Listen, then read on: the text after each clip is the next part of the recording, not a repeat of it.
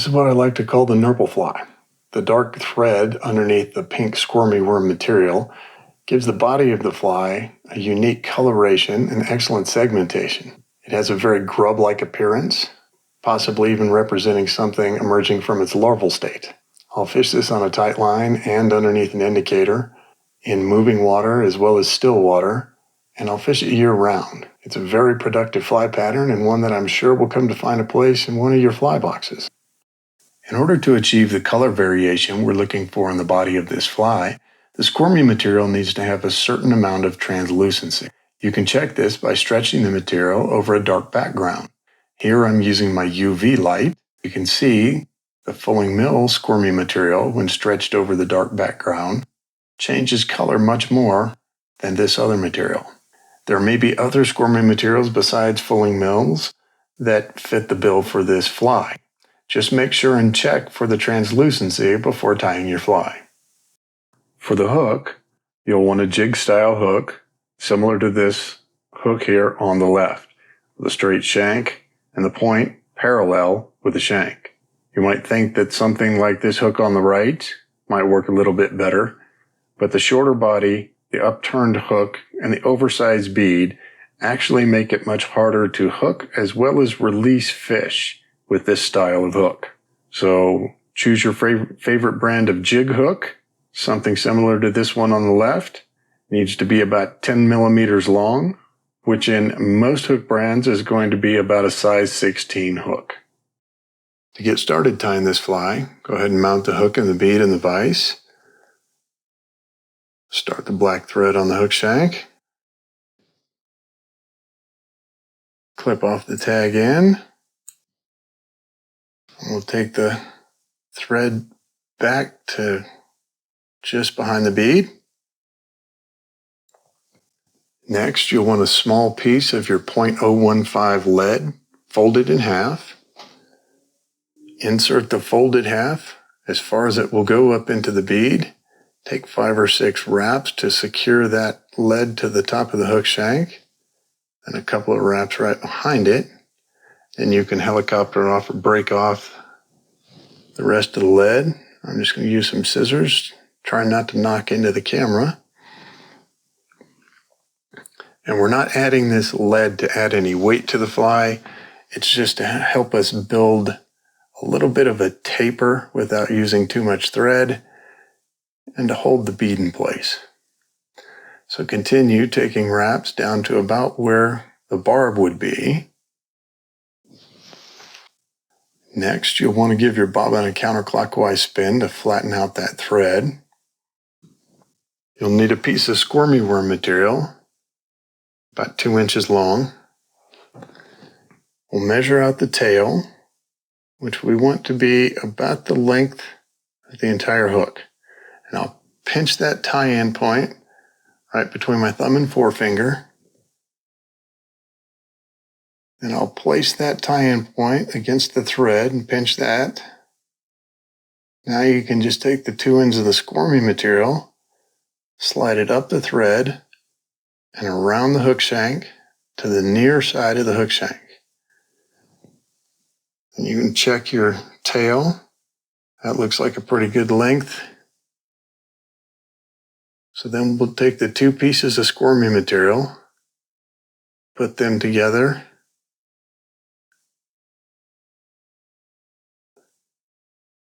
and we want to keep it on the near side of the hook shank. Then we'll take a couple of loose wraps right behind the squirmy material.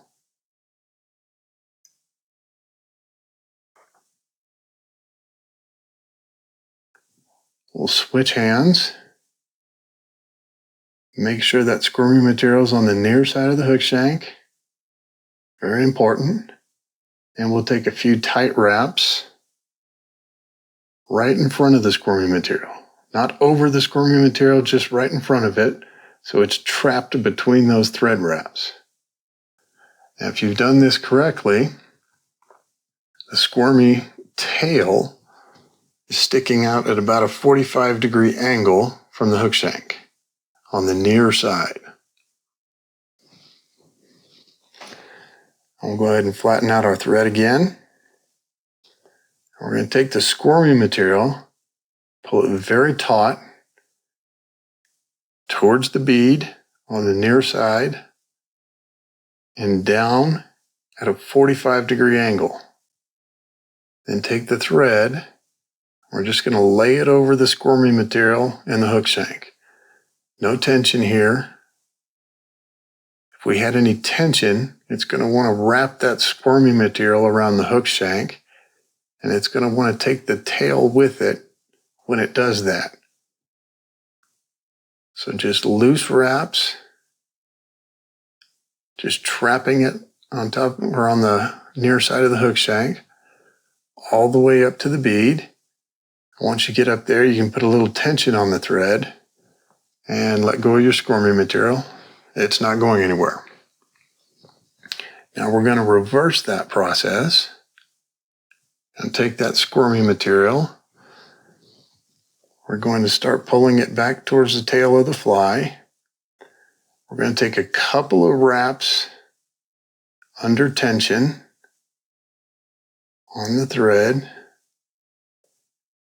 Once we've got that squirmy material locked in there, then we're going to pull it down at a 45-degree angle again, and we're just going to do these loose layover wraps back down the hook shank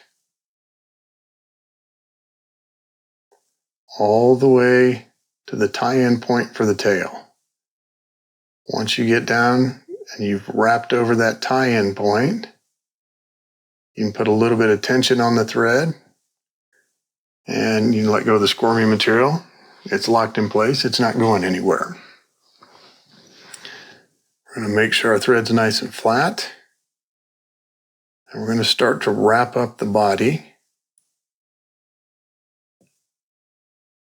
Very loose wraps till we get about halfway up the hook shank. Then we can start to put more tension on the thread all the way up to the bead. Check our tail. We're still at an angle off of the hook shank. So we'll go ahead and come in here with our whip finish tool. Do a little 2-turn whip finish just to make sure that that thread's not going anywhere. I'll move the bobbin cradle around. And we'll go ahead and hang that thread. Now you're not trying to cover up all the squirmy material here. You can see it poking through the thread wraps here, and we actually want that. We're using the tendency of squirmy material to stick to itself to build a more durable fly here. As the squirmy material gets stretched taut, it will stick to just about anything and kind of weld itself to whatever it is touching. And you can already see that happening here. You can see how shiny this thread is as it's already starting to weld itself right to the thread. So now we're ready to start wrapping the body of the fly. So this first wrap is very important. You want to wrap it right over the tie-in point for the tail under quite a bit of tension. Make sure not to nick the squirmy material on the hook point as you're doing this, but you want it under quite a bit of tension. And then with that tension, now we're getting our tail in line with the hook shank. And we've got that color of the black thread showing through the squirmy material. Once you're happy with that, you can place your finger right on top of the first wrap and press down pretty hard to make sure that you're not losing any of the tension as you reach around and grab the squirmy material for your second wrap. Our second wrap is going to be under quite a bit of tension as well. We want that body about the same diameter as the tail at this point. Put our finger there to hold the tension once again. As we come up for this third wrap, we're going to do slightly less tension. We need enough tension for that black thread to still be showing through, but we're starting to build just a slight taper. Our fourth wrap will be just slightly less tension. Our fifth wrap should take us right up to the bead. Now we're going to squeeze one more wrap in there, and we're going to do it under quite a bit of tension. As you can see, I'm really pulling down on the squirmy material, and as I do, it rotates all those previous wraps. We get that good color showing through. As I come over the top, I'm going to hold the squirmy material right over the slot in the bead at about a 30-degree angle. I'm going to take the thread off of the bobbin holder and move that out of the way. So with that right over the slot of the bead, we're going to take just a couple of loose wraps and try and trap that squirmy material right up in the slot of the bead.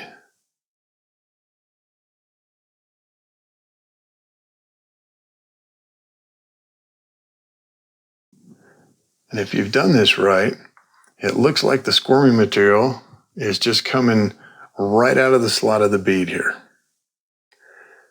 Now, if you haven't done it right, and it's not coming out of the slot of the bead, it's off to one side or another, these were loose wraps. They haven't cut into the squirmy material. So you can easily undo those, move your squirmy material, and redo those wraps. Nice and loose. Looks like it's coming right out of the slot of the bead, filling in that slot very nicely. So then we'll go ahead and put some tension on the thread to lock it in place. Take a couple of turns, real nice and tight, and get ready to whip finish this. And in order to do so, we're going to go ahead and come in here and we're going to cut that Squirmy Worm material down. Make it a little bit easier to whip finish around the material, but we still need enough to be able to grab onto to finish the fly. We'll do a couple of 3 or 4 turn whip finishes right here. See that squirmy material is already sticking. And on this second set, with each successive wrap, you want to be moving towards the bead, pushing that squirmy material right up there into the slot.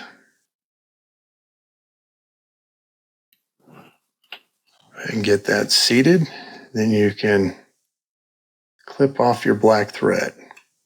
Now we need to cut off the rest of this squirmy material. And if we do it under no tension, we're going to wind up with a strange little nub up here.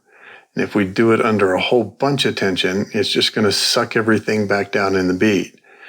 So we want just a moderate amount of tension, and then we'll just clip that off right up there at the bead. And now that squirmy material is just filling in the slot on the bead. To finish off the fly, we need to go ahead and add our hot spot collar. So we'll come in with the Glow Bright thread and just start wrapping that right over that base that we built with the black thread. Then I like to take the tag in, pull it towards the bead, and do a couple more wraps. And this way we're securing that thread onto the hook shank without pushing the squirmy material in the body any further towards the tail. We'll clip off that tag, counterclockwise spin to flatten out that Glow Bright.